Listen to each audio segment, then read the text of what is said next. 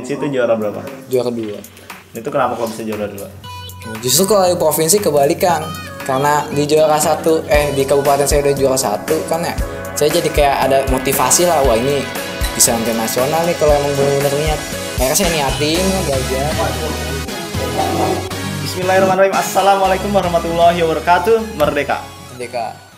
Oke, pemirsa podcast pada kali ini kita kedatangan seorang tamu yang sangat spesial, yaitu Kak Syahfan Alfiansyah. Syahfan Alfiansyah. Dia adalah seorang pemenang KSM tingkat provinsi juara kedua ya. Ya, juara kedua dan beberapa prestasi-prestasi lainnya yang akan kita ulik pada sesi kali ini. Ya, langsung aja dimulai dari background dulu, tak kenal maka tak sayang. Kita akan mengulas latar belakang terlebih dahulu sebelum masuk ke cerita-cerita yang sangat menarik tentang bagaimana dia mendapatkan prestasi-prestasinya tersebut. Oke, dimulai dari background dulu nih. Kak Syafan di MAT ini dari kelas berapa? Sekolah? Dari kelas 1. Dari kelas 1 MI ya? Berarti sudah bersekolah selama 12 tahun. Oh iya. Nah, itu pertama kali kesini gimana kesannya tentang pesantren ini? Ya, dulu sih kan masih kecil ya. Jadi ngikutin aja apa kata orang tua. Ya udah, jadi masuk sini aja biasa. Masuk sini. Itu kaget nggak sih atau perasaan gimana ya? Ya gimana sih anak kecil pada umumnya pertama kali misalnya di sekolah di pesantren kelas 1 gitu pasti kan ada rasa sedihnya lah, jauh dari rumah. Di sini ya gimana ya, jadi rasanya tuh ya sedih lah, jauh dari rumah, nggak kayak biasanya. Tapi itu di situ udah berprestasi atau belum pas kelas 1? Belum. Oh, belum. Ini baru masuk masa udah prestasi. Nggak, maksudnya kelas 1 langsung johan gitu atau? Oh iya, jadi kelas 1 tuh iya nggak, awalnya semester 1 biasa aja, cuman pas di semester 2 tiba-tiba dapet johan. Nah, itu kenapa kok bisa? Tuh. Baru masuk kan tapi.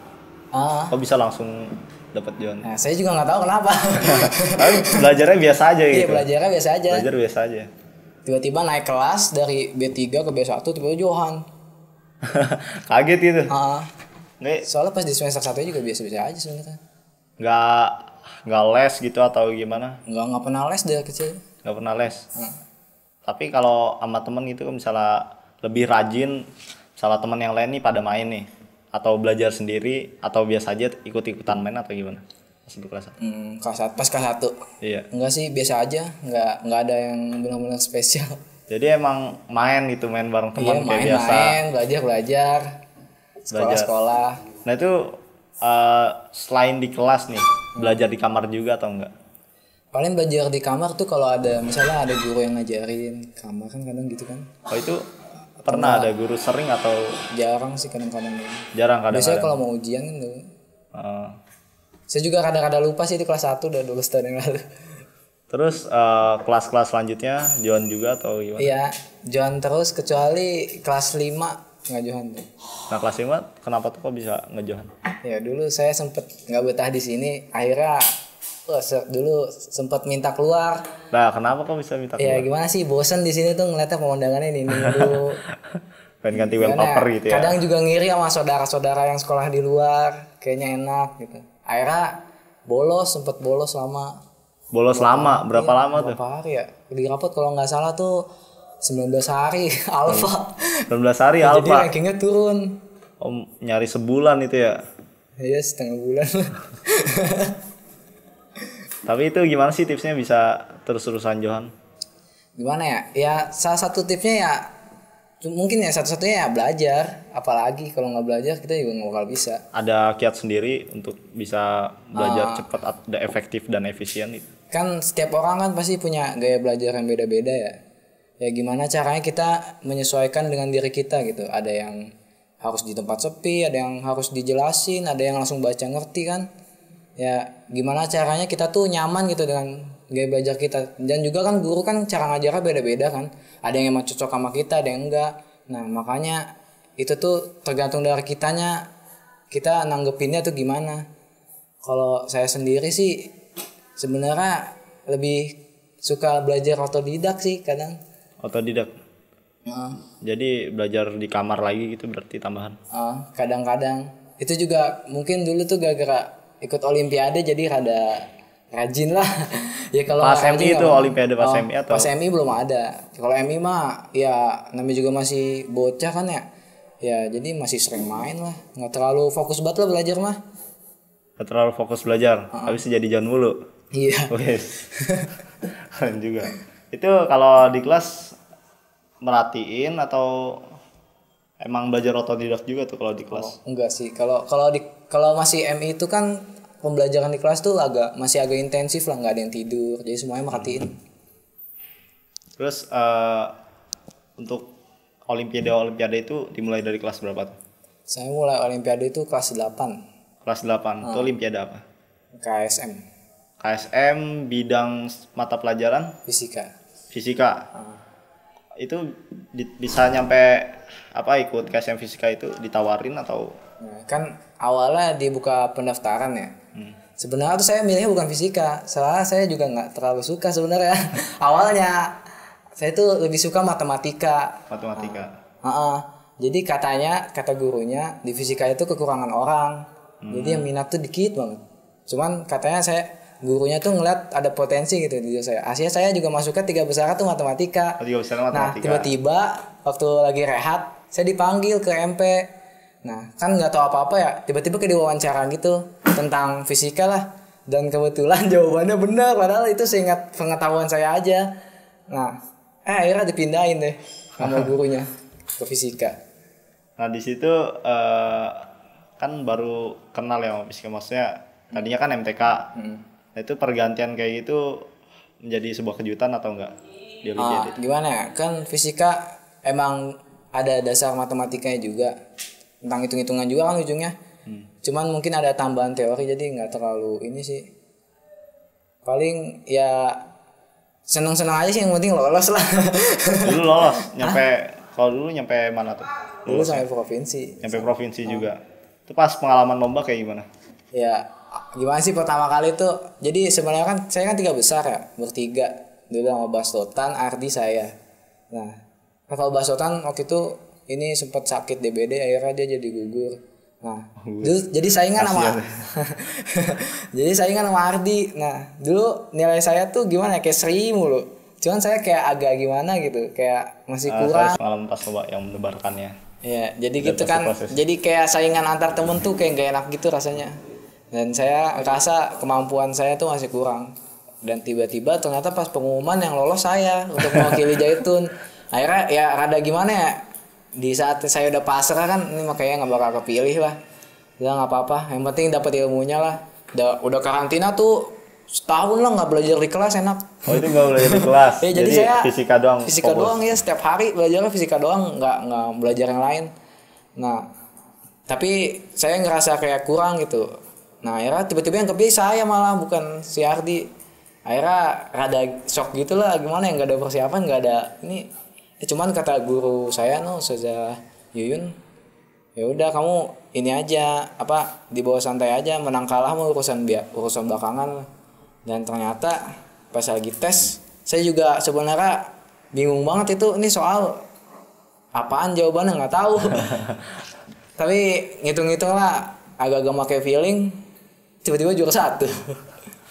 Nah itu itu emang kebetulan atau nembak soal gitu ceritanya? Enggak nembak semua lah, pasti ada yang bisa jawab. Nyampe itu juara 1 kabupaten dulu sama, terus lanjut ke provinsi ya? Iya. Ke provinsi itu juara berapa? Juara 2. Itu kenapa kok bisa juara 2? Nah, justru kalau di provinsi kebalikan. Karena di juara 1 di kabupaten saya udah juara 1 kan ya. Saya jadi kayak ada motivasi lah, wah ini bisa sampai nasional nih kalau emang bener-bener niat. Akhirnya saya niatin kan, belajar bener-bener. Nah, pas di provinsi, pas ngerjain, saya ngerasa ngerjain tuh lebih gampang daripada pas di kabupaten. Lancar banget. Udah lancar banget. Pas pengumuman saya udah yakin banget rasanya. Malah kebalikan jadi juara 2. Berarti mungkin yang lain juga sama kali kayak gitu ya. Gampang banget bagi yang lain. Nah itu apa sih pengalaman yang paling mendebarkan di lomba tadi? Gimana ya? Mungkin di situ saya jadi bisa ngukur kemampuan saya. Mungkin di sini saya Johan. Mungkin di sini ya saya Johan terus lah. Sering dapat Johan 1. Tapi kalau di luar tuh kelihatannya kayak belum ada apa-apanya lah dibanding sama yang lain. Soalnya buat nyampe ke nasional aja belum gitu. Lumayan. Dapat teman di sana. Ya beberapa. Kalau ini untuk Alfi sendiri nih, visi kedepannya tentang fisika ini kan udah mencapai tahap provinsi ya. Provinsi juara 2. Nah, visi kedepannya setelah lulus dari Al-Zaitun mau tetap di fisika atau ke yang lain atau gimana? Saya sih mungkin karena emang udah kelatihnya dan backgroundnya di fisika, yang mending dilurusin aja ke fisika, soalnya kalau yang lain lagi mulai lagi dari awal baru lagi. Daftar di universitas Di ITB. rencananya di ITB. Jurusan apa tuh?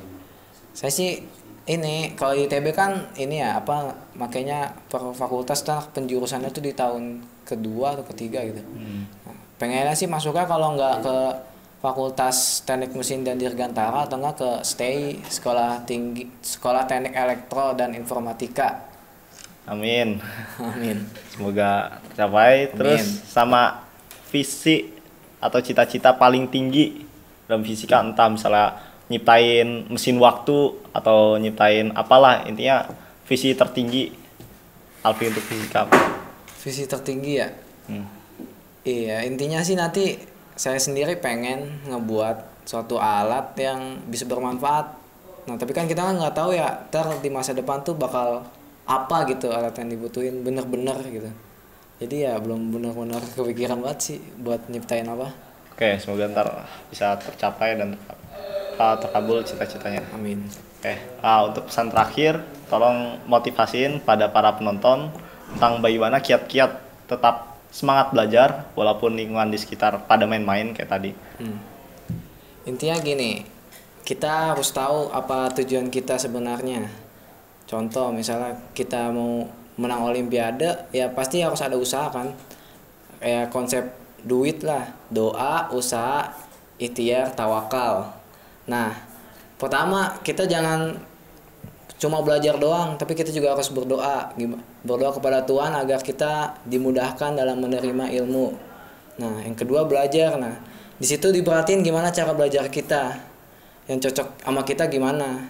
Dan juga di kelas itu jangan sampai yang namanya ketinggalan pelajaran. Ya itu dia pemirsa, kisah seru dan menarik sekali dari Kalvi, juara 2 provinsi dalam mata pelajaran fisika.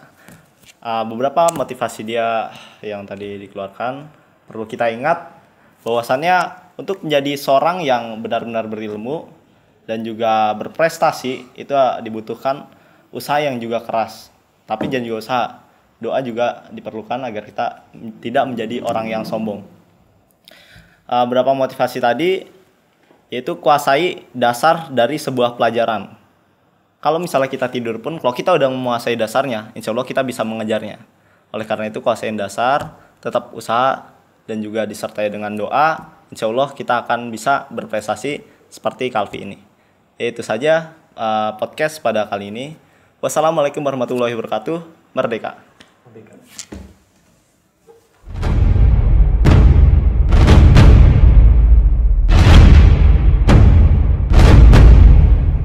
Sahabat-sahabat toleransi dan perdamaian,